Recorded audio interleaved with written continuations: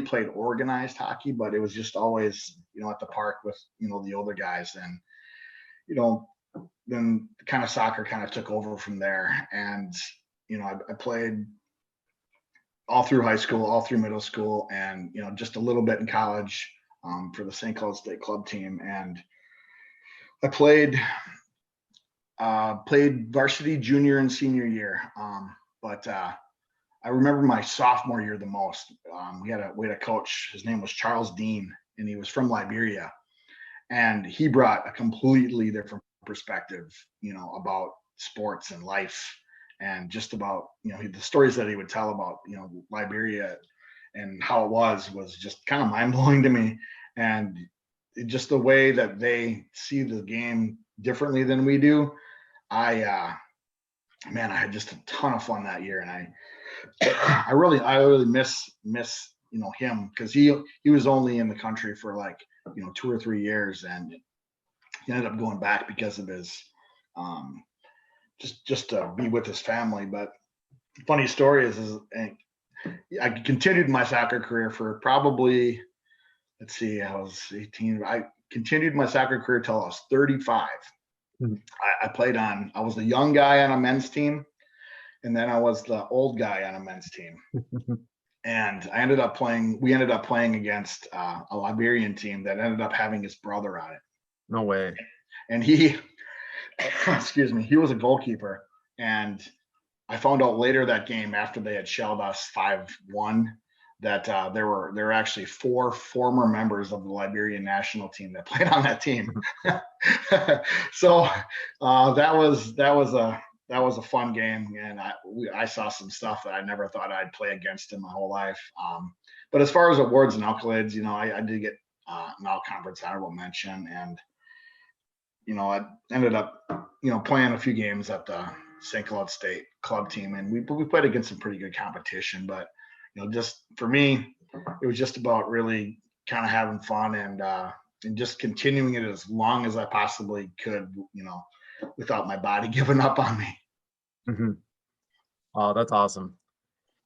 So then, like I said too, let's get into your current coaching position. Maybe go through your coaching history too, and how we got to where you're at now, and then any other occupations that you have now. Where do you work as well, and then what you do? Wow, I'll start out with the complicated question first. Up until just recently, I think I was currently holding 5 jobs. Just pure insanity. I'm not even sure why. Maybe just because we needed the money with COVID and everything. But I quite enjoy substitute teaching for the district. That's my favorite job outside of coaching. And I own a Subway restaurant in Mendota Heights that I guess technically is my number 1 job. But I found that after 24 years of doing it, I started when I was 22, and just basically a kid. And owning a business was extremely difficult, and just seems like it gets a little bit harder and harder every year just to fight the battles that business owners have to fight. And I completely taught me how to just be a responsible adult at that time. We had my first child at 22, and I had a business when I was 22, and I think coincidentally, I bought my first car when I was 22 as well. Oh, and I got married at 22 too. So 22 was a big year for me. But as far as my coaching career goes, my first ever coaching job was in the HFC traveling program at U9. I coached with a guy named Tom Rudy, and my kid was on the team, and he said he wanted an assistant coach. And because he was my old coach at the high school too. He coached 9th and 10th grade. So we crossed paths before, and, I'd always liked him. And so I said, sure, we'll give it a try. It was fun. But as 9-year-olds, it's not quite the game of soccer that you see at the more advanced stages. But after that, I coached my daughter right up until the age of probably 15, and I've coached every one of my daughters probably at a big 3 or 4 year chunk, right up until this year. Well, my youngest daughter Sophia, She plays for Eden Prairie Soccer Club. I kind of stepped back from that team, and I had going to become a parent again, and that's going to be a challenge when she plays next year. But my old coach Jim Neiman offered me a ninth grade position somewhere in there. I'm going to guess it's probably about 12 years back, for the C squad boys position. And as a high school coach, that if you're not a teacher, it's tough to make those hours. And as a business owner, it does allow me some sort of flexibility. So he said, if it works for you, give me a shout back. And I ended up, saying yeah, and really enjoyed the experience. He's a really good coach. Learned a ton from him. And then, after 1 year, I moved over to the girls program because it was just coincidentally my daughter Samantha was a ninth grader. So I moved, and Jim Collins, who had been the C squad girls coach for about 25 years, he ended up retiring, and I took over for him and probably held that position, I think, for like 3 years, if I remember correct. C squad girls. So I went from C squad boys to C squad girls. And then after 3 or 4 years, she retired, and I kind of moved up the ladder into the JV girls. And I did that for a couple of seasons. And then it just kind of so happened that the varsity boys position opened, and I thought I had probably a lot. I had a lot of experience in high school soccer, so I figured I'd give it a go. And I guess right now here we sit. Long story, right? Yeah. So how many years have you been the head coach for the boys? I think me and Trent figured out it was, I think this is my 7th year now. Okay. Nice. So what do you think got you into coaching? I know some of your role models, you just talked about your role models and coaches that you had growing up asked you to come back, but what do you think got you into coaching, and why do you coach? Maybe some character skills that maybe soccer or sports in general taught you that you really try to instill on your players today. Just getting into coaching was easy because, I always thought it was just fun to hang out with kids and just teach them something. Whenever we'd get together as a family, I'd always be messing around with the kids and just, playing the games they played, kickball and whatever. And I mean, who doesn't like to just kind of mess with kids? You know what I mean? Just have fun and screw around a little bit. And just the fact that when I got into coaching, I didn't exactly know what I was getting into as far as just the commitment it takes to be a good coach. Boy, I was a crappy coach for a really long time. It took a long time for me to figure what just the entire picture of the coaching aspect is. But just having Jim Neiman as a kind of a mentor, and he was a really young coach. I think when I had him at the high school, he was in his mid-20s as well, and he was a good player in his day as well. Just having him in his personality, really taught me that I could probably coach. I just didn't think it was that hard at the time. And then, slowly realizing, oh my gosh, there's way more to this than just, the X's and O's and being a player. Being a player is good, but I mean, it's a whole different deal being on the other side of it, trying to portray what's in your mind, to 16 or 17 other kids. So he was a big influence. And I think that, I don't even remember the first part of your question. That's all right. So, it was why do you coach? So okay. I mean, you talked about some role models and some former coaches Sure. that got you into coaching. So what do you think maybe drew you to coaching, and why did that something when it got brought up to you? What's something that like really sparked and said, yeah, why do I want to do this? Or why'd you get into coaching soccer then?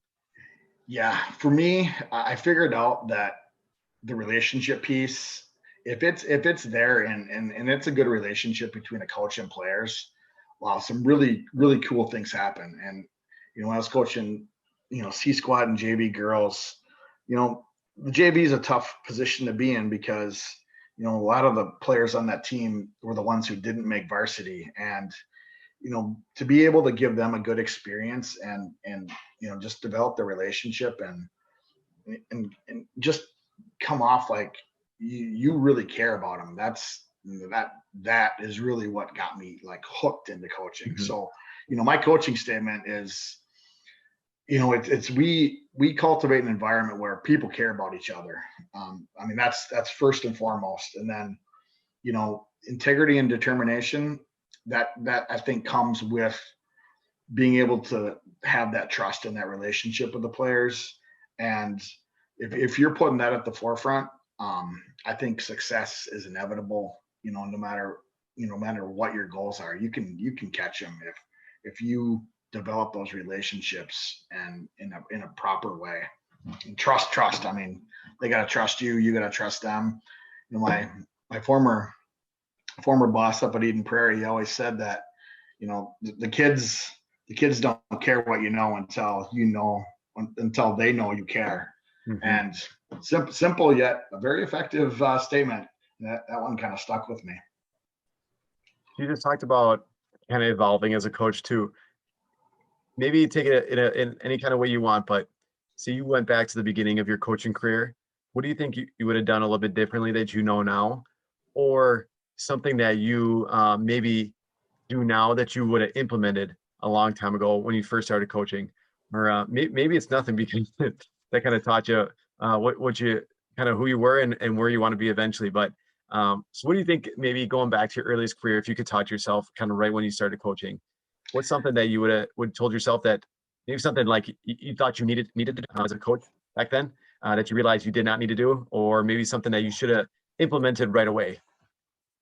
Yeah, I would have immediately put myself into the to the body of a player, and just into the mind, and realized what was important to me when I played. And we would take all these things soccer wise, and the practices and the wins and the losses. And now some of these players that I coached 10, 12 years ago are adults now. And when I see them around, in maybe a social atmosphere, they're not talking about any of those wins and any of those losses. They're talking about the experiences they had with their team, and the overnight trips and the bus rides, and just kind of the crazy, stupid things that I thought were kind of maybe, eh, not not quite as serious as I thought I was taking training. I thought training had to be serious because we needed to win, right?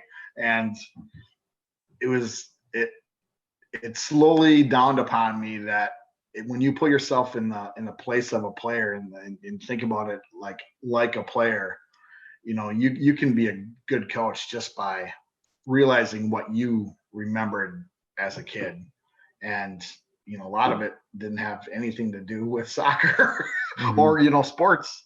It's just the hanging out with your friends, and the, like I said, the bus rides and the trips, and just the crazy pranks that we'd play on each other and the coaches. And Mhm. so I always encourage our players to just, man, this is training, but you know what? We're here because we all want to be. And you guys just had a tough day of school. Let's let loose a little bit. And when I was a younger coach, that didn't even enter my mind. Probably should have entered it a lot earlier than it did, but yeah, it is what it is. No, I agree with you. I think when we first start, I think what we think is important, and then what the stage that you're in now, I think it's just completely inverted. You talk about fun, and you talk about the relationships and the trust and the determination, all that kind of stuff that goes into coaching and sports too. And I think that when that stuff is there first, then eventually the wins and that kind of stuff happens along the way. And I think when we first started, we're the exact opposite of that. We like you're talking about hard training and all that kind of stuff that goes into it, and I think we think the wins are going to come because of that, and it's actually the opposite. So it takes a Totally. while, to learn that stuff. But I mean, that's why we have so many coaches that coach for so long too, and it takes a while to learn that, so. Yeah, for sure. If you stick with it, you do learn those, whether you really like it or not. Yep. I know what you're talking about too, where you're getting together with former athletes that you coach, and I know the same for me when I get back together with former high school teammates or former college teammates. I don't know if we've ever talked about a win or loss. We have a wrestling duel or a tournament. We ever talk about any of the wins or the losses or anything like that. And you can't remember half the scores of your matches or half the scores of duels for wrestling anyway, and when you talk about practices, things that happen to practices, like you talked about, the bus rides, the hotel trips, and those are the stuff that really stay with you forever. The wins and losses are easily forgettable. So it's just it's one of Well, those unless it's one of those big wins or yeah, but yeah, all the rest of them are just a lot of minutia, right? yeah, that's true. So looking back, obviously you're not even close to the end of your coaching career, but what do you think one of the best or the most rewarding experiences has been coaching here in Hastings? And it could be coaching in general, but what do you think something special or rewarding has been coaching right here in the town that you grew up in Hastings? Um, so a couple 3 years ago, I decided I was just going to look back at the history of the boys program, and wow, it's a long and storied history. The records aren't quite as good back then as what they are now, but just looking back into the history, there's been some very very good teams that come out of here, and one of my goals, probably 3 years in, as the varsity coach was, all right, when's the last time that we won 10 games out of 16, or we won a section game, or beat this team. It was kind of cool to just to look back at those things and see when the last time it happened. And and and we had a pretty talented group, like the last 3 years, and some of those things were starting to happen. And being able to say, boy, the last time that Hastings beat St. Thomas in a game was 11 years ago. And just to see the looks on their faces, if they looked back 11 years ago, they were 7. Mhm. and winning 10 games, and that hadn't happened in well over a decade as well. So just to see when you come together, and these groups were pretty tight. Just getting them to come together and achieve things that haven't been achieved in a really really long time is, and seeing the looks on their faces, and seeing what they talk about, and them being like, all right, what are we going to do next that hasn't been done in this many years. I mean, that's even without the win, the technical win in the game. When you got a group of guys coming to training wanting to do the next sweet thing, that's as rewarding as it gets, I think. Nice. What about success? You talked about success and the different ways that we can measure it. How would you define success when it comes to coaching boys soccer? Um, Success for me is the guys can't they can't wait to come to training. They can't wait to be together. They just enjoy. Likewise, when our hour and a half is up, they're disappointed that it's over. In between, success is all those little things that go into training. When I put a coaching point in a guy's mind, and I say, when you're in this scenario again, try this, and then he tries it, right there, success. And when a kid is experiencing success, I think they crave the next thing that they can do right. And it's not just about pleasing me; it's about just making the right decision, or you know, and just like I said earlier, just putting in my mind into another, and having them do it and find success. That's brilliant for me, and we experience those on a daily, which is, so there's a lot of successes going on every day. And when those little successful moments, and they have to add up, and the guys are going to get paid in a game where they're going to do something great, and then that's going to be one of those moments that they remember. So in the big picture, you know, success is those guys just remember being successful. Mhm. Wonderful. Looking back at your coaching career and your playing career as well, think about a coach that you've really admired, someone that you've really looked up to, maybe someone that really taught you the character skills that you think are really important, and they helped instill those in your life. So looking back at your maybe middle school, high school, college career, and then your coaching career as well, who's a coach that you really have admired and really looked up to? Well, the one that comes to mind first is the one I mentioned on our coaches panel at our big coaches meeting last week, or a couple weeks ago now, is Paul Light. I had him for track in the middle school, and I ran track for fun to stay in shape.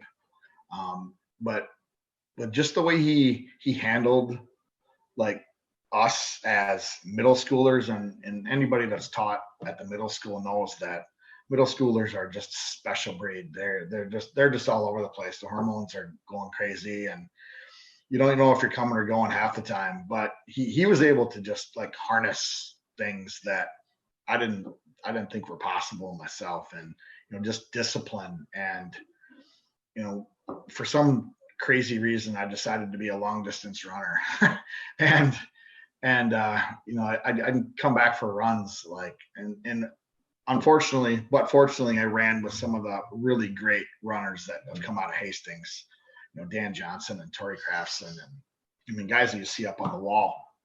And knowing that I was never going to be as good as those guys was tough for me, but he made it okay that I was going to be better every day.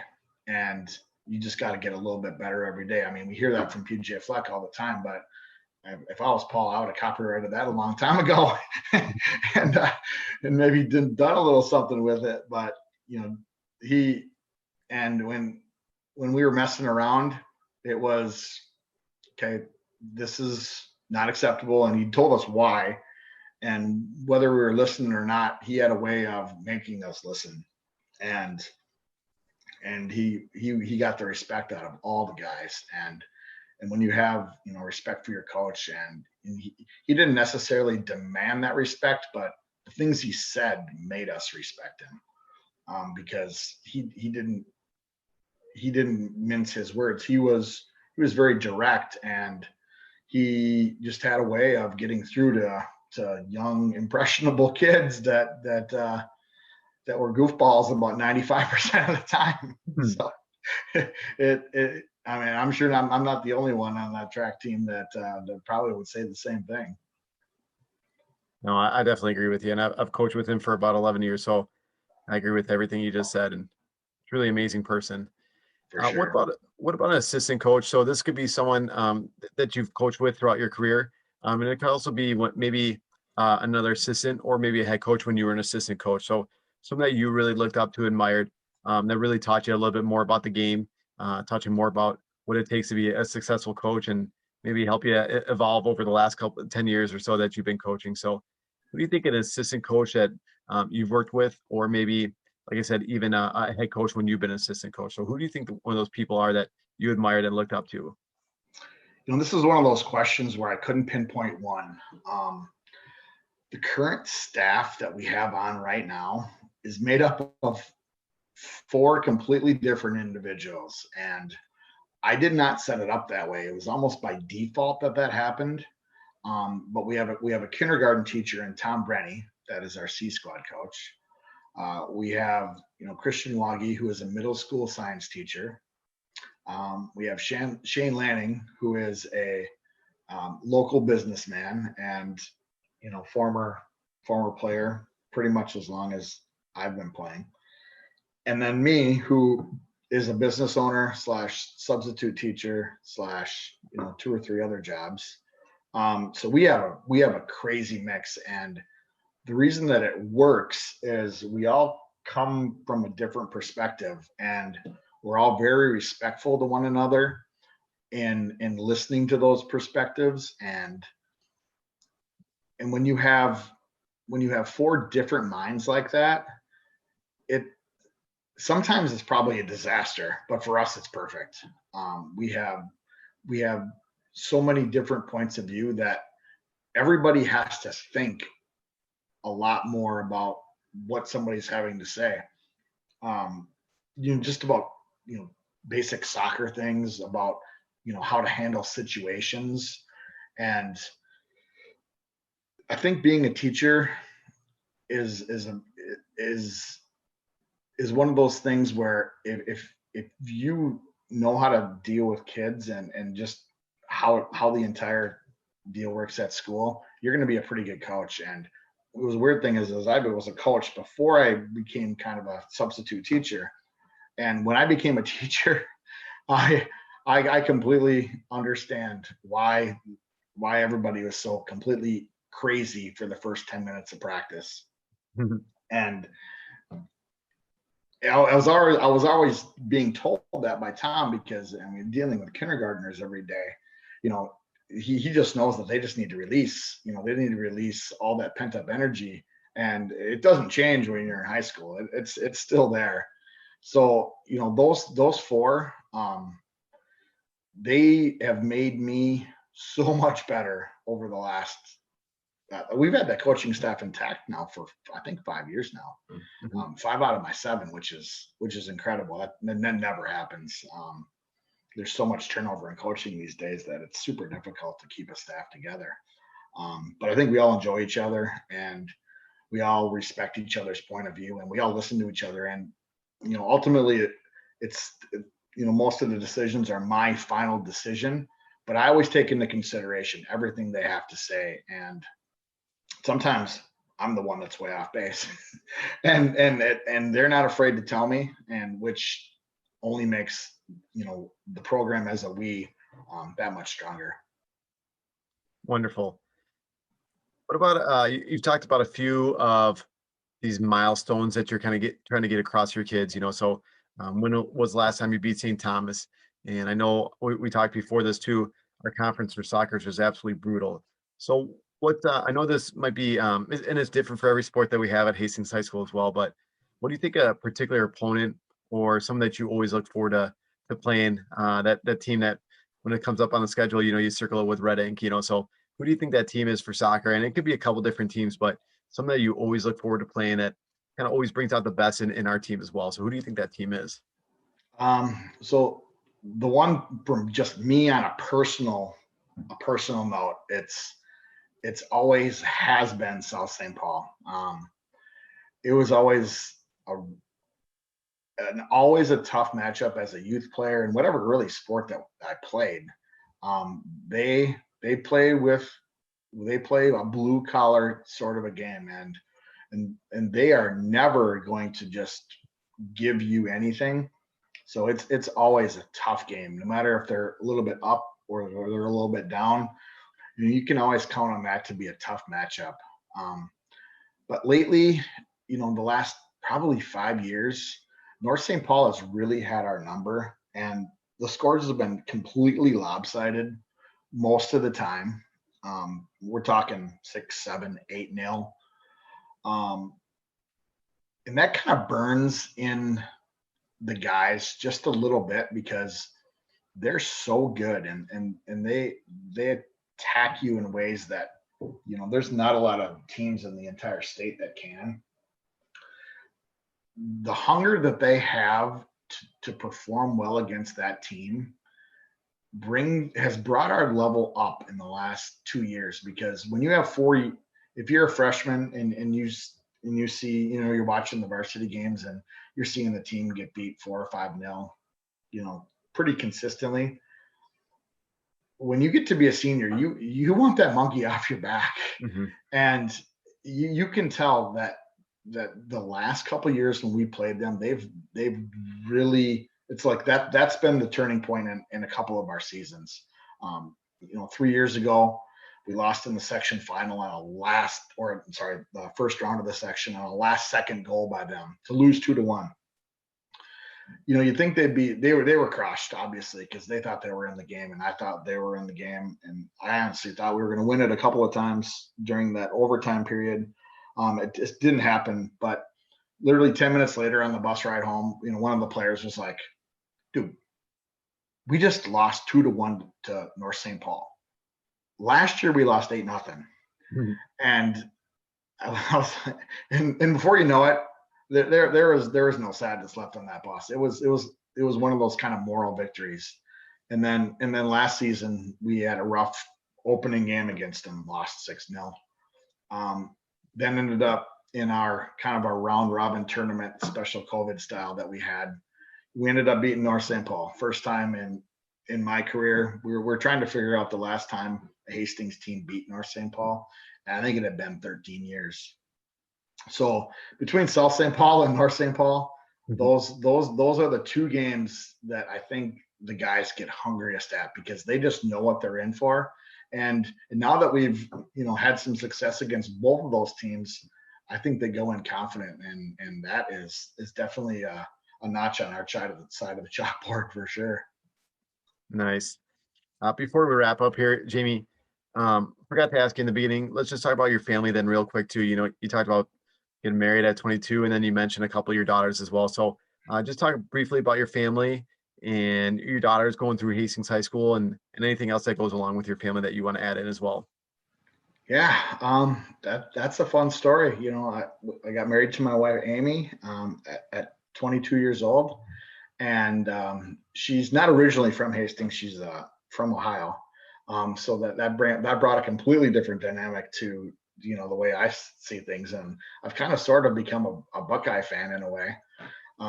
Even though I went to St. Cloud State, so I never really could cheer for the Gophers all that much. And then she's been great through all this. I honestly could not possibly have had the coaching career I've had without her support, because I mean, you know as well as I do as a coach, there's a lot of things that you miss, and a lot of dinners that end up getting held up when you come home and you decide, you need to talk to a player or two after a practice or a game for half an hour. And it's a tough spot to be in if you're the spouse. So she's been really great. My daughter Samantha, she's now 24. She's her first one. She went through Hastings High School as a soccer player and as a student, and went on to Winona State, graduated last year, which was pretty sweet. My middle daughter, Sydney, she played soccer as well, and I had the pleasure of coaching her for a year. And she went to Mankato for a spell, and she's actually up at Dakota County Technical College playing a soccer game as we speak. So I got a little bit of I got the game on my phone as we kind of watch, just to see what the score is. They're on in Rochester right now, and it's pretty sweet that she there she's calling me right now. Probably post game chat. So she's having fun playing at the higher level. And then Sophia, she is going to be in 10th grade tomorrow, and she's just enjoying life. She plays basketball, she plays soccer, and she thank God we have her. Otherwise, I'm not sure what me and my wife would do with all of our spare time. Oh, that's great.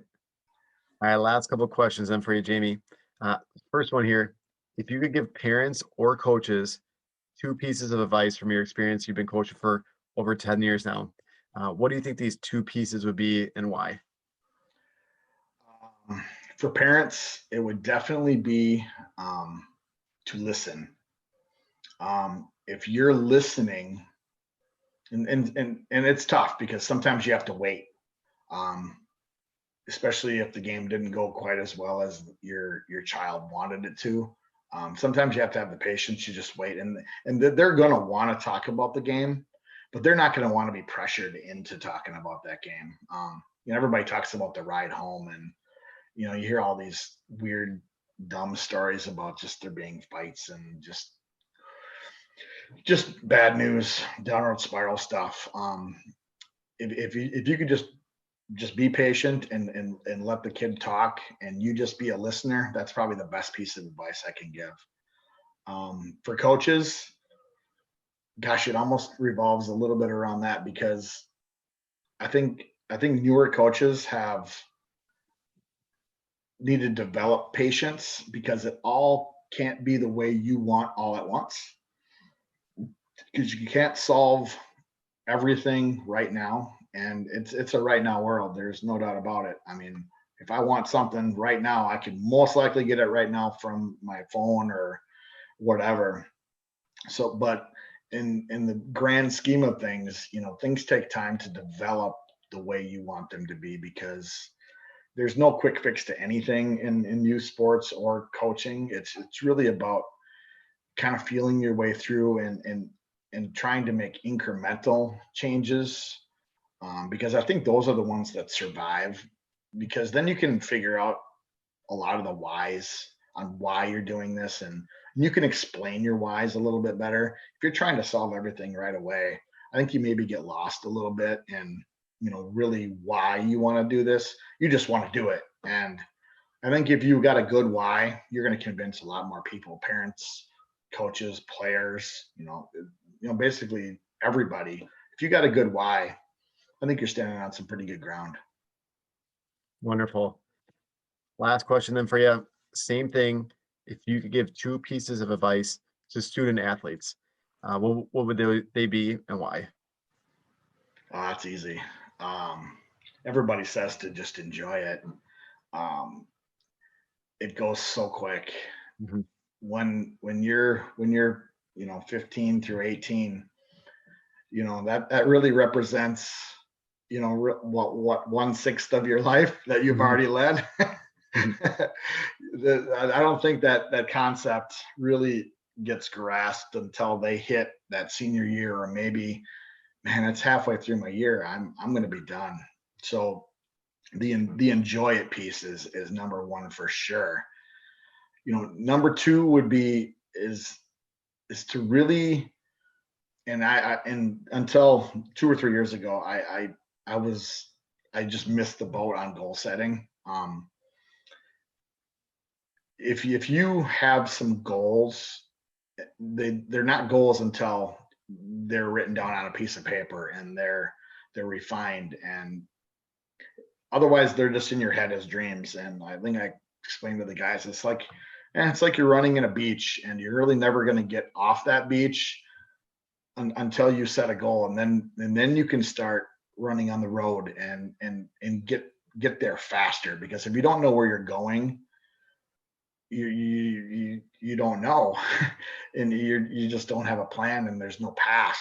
So goal setting for me is probably second easiest, right after just enjoying it, because as an adult you understand goals and achieving things, and when you're that young, you got a lot of other things on your mind. And but if you make the goal setting a priority, I think you're going to achieve most of them, because they're fearless. Mhm. That age they're fearless, and they're gonna want to go get something. So they gotta figure out what they want to go get. For sure. Excellent. Jamie, that's all the questions I got for you. The last thing is the mic is yours. You could go for it. Anything you want to talk about, anything I didn't ask you that you want to add in, anything else you want to leave us with today. So, like I said, the mic is yours. Well, I appreciate the time. It's been great. Just kind of going back and remembering, well, the past 40 plus years. Mhm. As I get older, things get a little bit more fuzzy, but talking about them, just makes them come alive just a little bit, more clear.